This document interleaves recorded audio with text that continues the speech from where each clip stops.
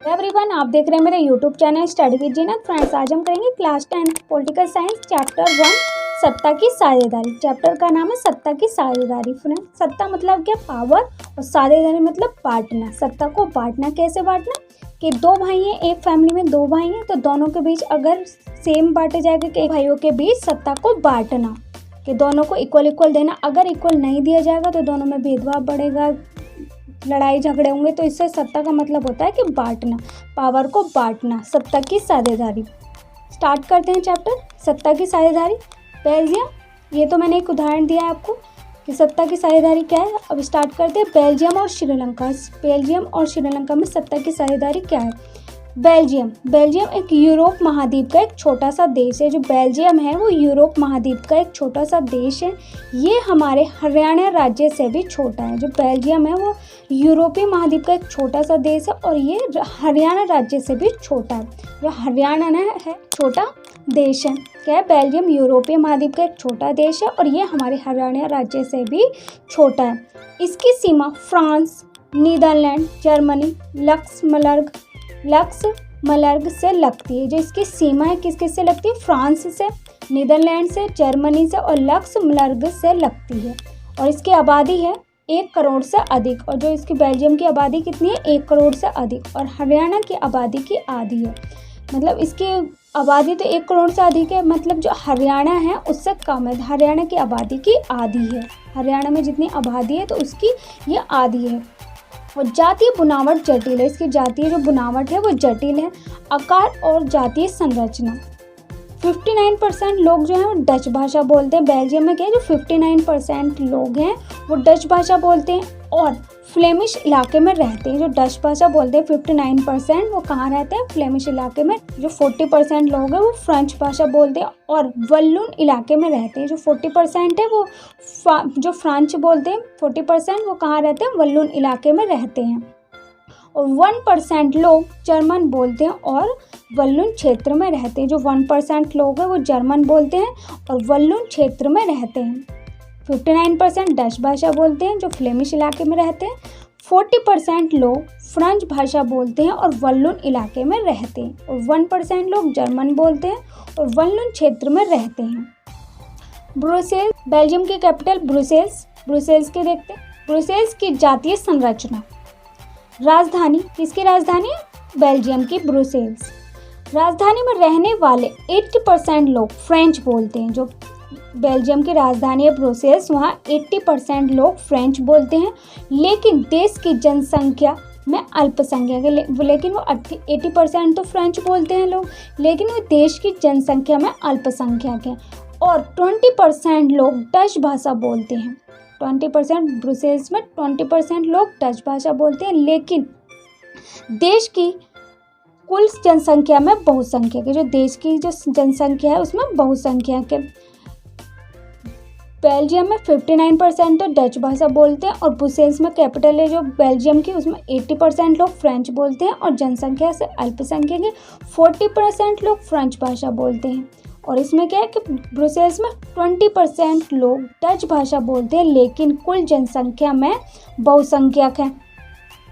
Dutch भाषी लोग इस बात से नाराज हैं, मतलब जो 80% लोग फ्रेंच बोलते हैं और 20% लोग डच भाषा बोलते हैं। तो इससे इनके फ्रेंच अमीर व शक्तिशाली है। जो अल्पसंख्यक है, जो फ्रेंच बोलते हैं 80% लोग और 20% डच, उनसे क्या अमीर व शक्तिशाली हैं। और जो डच है, डच भाषी लोग इस बात से नाराज हैं, मतलब जो डच बोलते हैं वो क्या इस बात से नाराज हैं। इससे 1950 से 60 के दशक से फ्रेंच और डच बोलने वाले समूह के बीच तनाव बढ़ने लगा। इससे क्या हुआ कि 1950 से 60 के दशक में, दशक मतलब साल, 10 साल का होता है, दशक कहते हैं 10 साल, कि 1950 से 60 के दशक से फ्रेंच और डच भाषा बोलने वाले समूह के बीच तनाव बढ़ने लगा। क्या हुआ कि फ्रेंच में जो अमीर है और शक्तिशाली है, जहाँ फ्रेंच बोले रहे हैं 80% लोग फ्रेंच बोल रहे हैं तो उन्हें मतलब शक्तिशाली हैं, काफ़ी अमीर हैं। और जो डच भाषा बोलते हैं वो इससे नाराज़ हो जाते हैं। और 1950 और 60 के दशक से क्या होता है कि फ्रेंच और डच भाषा बोलने वालों के बीच में तनाव बढ़ने लगता है और ब्रुसेल्स में तनाव ज़्यादा दिखता है। और इससे क्या होता है, जो बेल्जियम की राजधानी है ब्रुसेल्स, उसमें कि ब्रुसेल्स में तनाव ज़्यादा दिखता है। अब देखते हैं श्रीलंका। पहले पढ़ा हमने बेल्जियम, अब देखते हैं श्रीलंका। श्रीलंका में कैसे सत्ता की साझेदारी, स्टार्ट कर दे। दक्षिण एशिया में स्थित एक द्वीपीय देश है। जो श्रीलंका है वो दक्षिण एशिया में स्थित एक द्वीपीय देश है। इसकी आबादी 2 करोड़ है। बेल्जियम की आबादी कितनी थी, 1 करोड़ से अधिक, और श्रीलंका की आबादी है, इसकी आबादी है 2 करोड़ है और हरियाणा के बराबर है। और बेल्जियम की क्या थी, 1 करोड़ से अधिक थी, और हरियाणा की आबादी की आधी थी, और ये क्या हरियाणा के बराबर, जो इसकी आबादी है 2 करोड़ श्रीलंका की हरियाणा के बराबर है। यहाँ भी जातीय समूह है, सिंहली और तमिल। अब देखते हैं सिंहली और तमिल। सिंहली कौन होते हैं, मूल निवासी, और तमिल कौन होते हैं, भारत, मतलब भारत से आने वाले लोग। तमिल के होते हैं भारत से आने वाले लोग, और सिंहली होते हैं मूल निवासी। सिंहली 74% है। सिंहली कितने, 74%, जो कि बहुसंख्यक है। सिंहली मतलब बहुसंख्यक। और तमिल 18% लोग भाषा बोलते हैं, वो क्या है, अल्पसंख्यक। तमिल किस में आते हैं, अल्पसंख्यक में, और सिंहली आते हैं जो 74% भाषा बोलते हैं, वो क्या आता है, बहुसंख्यक में, और तमिल अल्पसंख्यक में। तमिल जो है वो श्रीलंका का मूल निवास है और भारतीय मूल है। तमिल में श्रीलंका का भी मूल निवास है और भारतीय भी मूल है। ये मूल को कहाँ पहुँच गए, तमिल में, तो उसे भारतीय मूल और श्रीलंका मूल। तमिल मुख्य रूप से उत्तर और पूर्वी प्रांतों में बसे हैं। जो तमिल लोग हैं वो उत्तर और पूर्वी प्रांतों में बसे हैं। सिंहली मतलब होता है बौद्ध धर्म, जो बौद्ध धर्म को मानता हो। सिंहली जो बौद्ध धर्म को मानता हो। और ईसाई 7% सिंहली और तमिल दोनों भाषा बोलते हैं। तमिल हिंदू तथा मुसलमान है। जो तमिल में है हिंदू भी हैं और मुसलमान भी है, मतलब। और सिंहली में क्या, बौद्ध धर्म वाले, जो बौद्ध धर्म को मानते हैं। और ईसाई 7% है। ईसाई कितने, 7% है, जो सिंहली और तमिल दोनों भाषा बोलते हैं। ईसाई 7% है, जो सिंहली भी बोलते हैं और तमिल दोनों भाषा बोलते हैं। और तमिल हिंदू तथा मुसलमान दोनों है। तमिल में क्या, हिंदू तथा मुसलमान। श्रीलंका में बहुसंख्यावाद।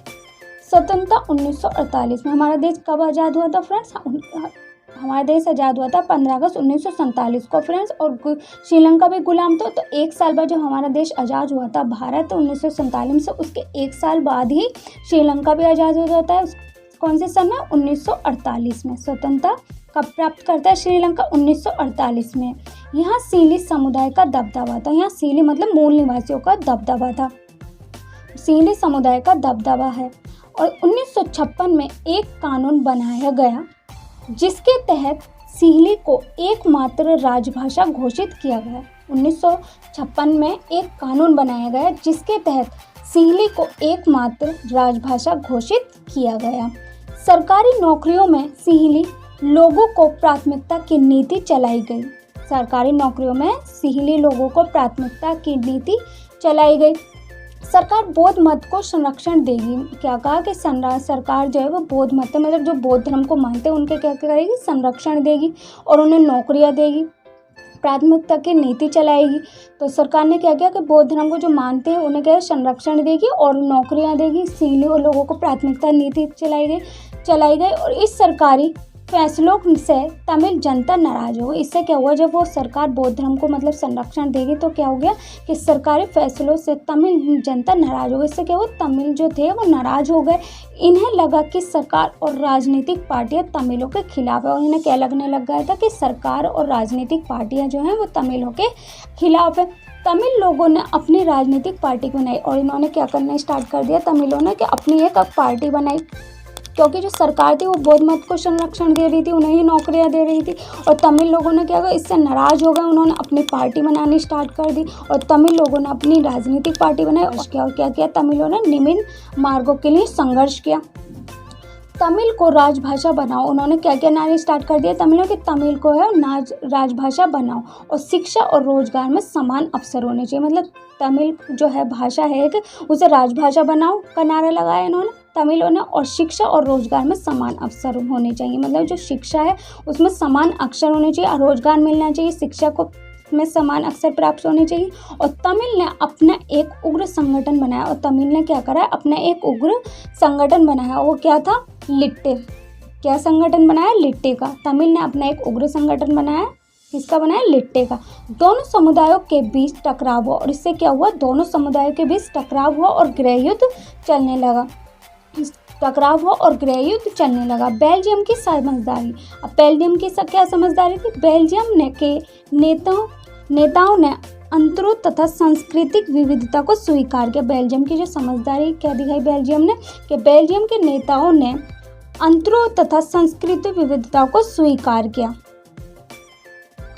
और 1970 और 1993 के बीच उन्होंने संविधान में 4 बार संशोधन किया। क्या 1970 और 1993 के बीच उन्होंने संविधान में 4 बार संशोधन किया।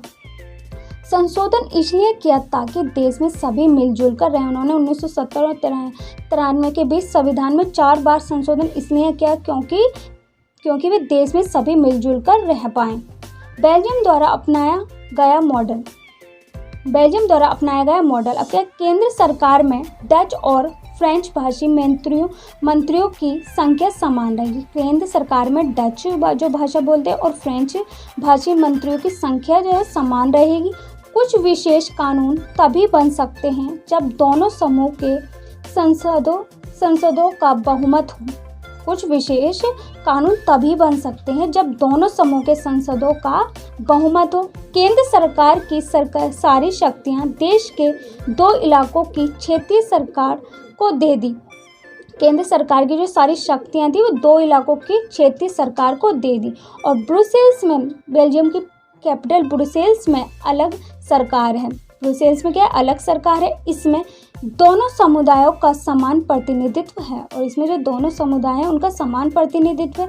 और केंद्र और राज्य सरकार के अलावा तीसरे स्तर की सरकार भी है। केंद्र और राज्य सरकार के अलावा तीसरे स्तर की सरकार भी है। केंद्र सरकार क्या होती है? मतलब कि मोदी है, जैसे कि हमारा मोदी है केंद्र सरकार में आते हैं।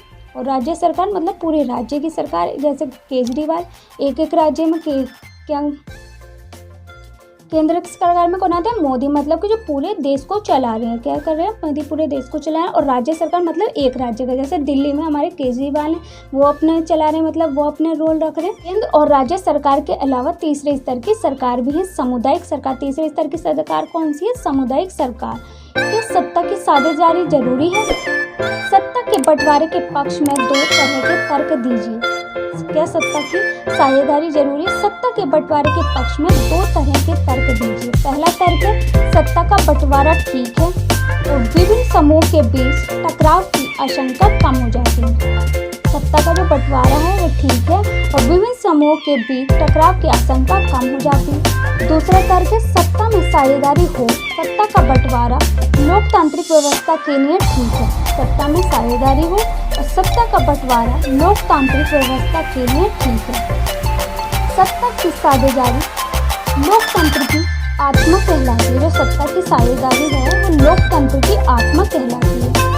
सत्ता की साझेदारी के रूप। अब क्या रूप है सत्ता की साझेदारी का? ऐसा माना जाता था कि राजनीतिक सत्ता का बंटवारा नहीं किया जा सकता है। ऐसा माना जाता था कि राजनीतिक जो सत्ता का बंटवारा है वो नहीं किया जा सकता।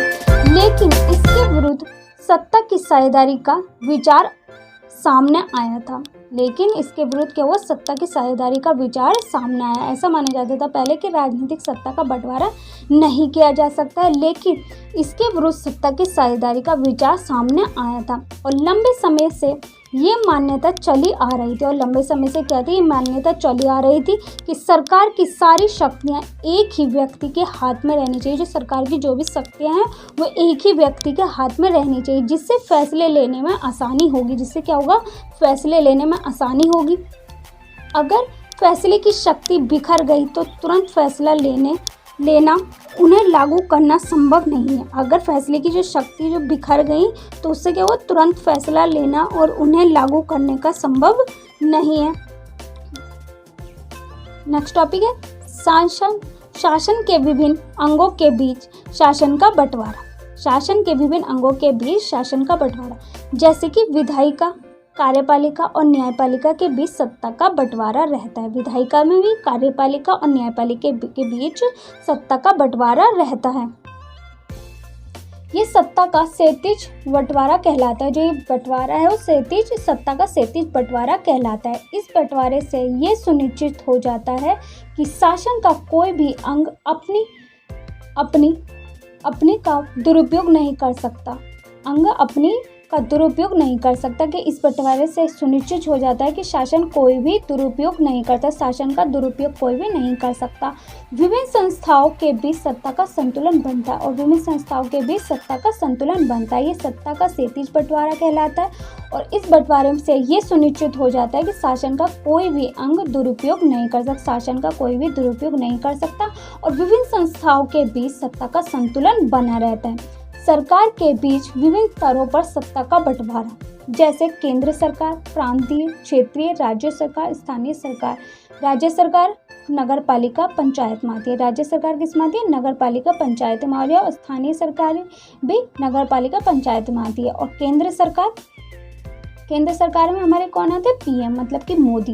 केंद्र सरकार में पीएम मोदी आते हैं, और राज्य सरकार मतलब राज्य सरकार में कौन आता है? जैसे कि केजरीवाल। राज्य सरकार, स्थानीय सरकार और नगर पालिका पंचायत।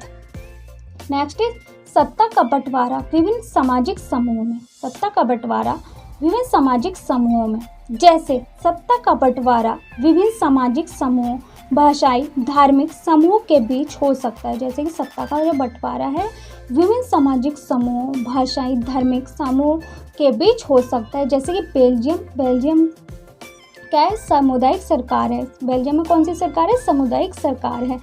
कुछ देशों के संविधान में और कानून में इस बात का प्रावधान है। जो कुछ देशों के संविधान में और कानूनों में इस बात का प्रावधान है कि सामाजिक रूप से कमजोर समुदाय महिलाओं को विधायिका और प्रशासन में हिस्सेदारी दी जाए। सामाजिक रूप से कमजोर समुदाय और महिलाओं को विधायिका और प्रशासन में हिस्सेदारी दी जाए। बेल्जियम में कौन सी सरकार है? सामुदायिक सरकार।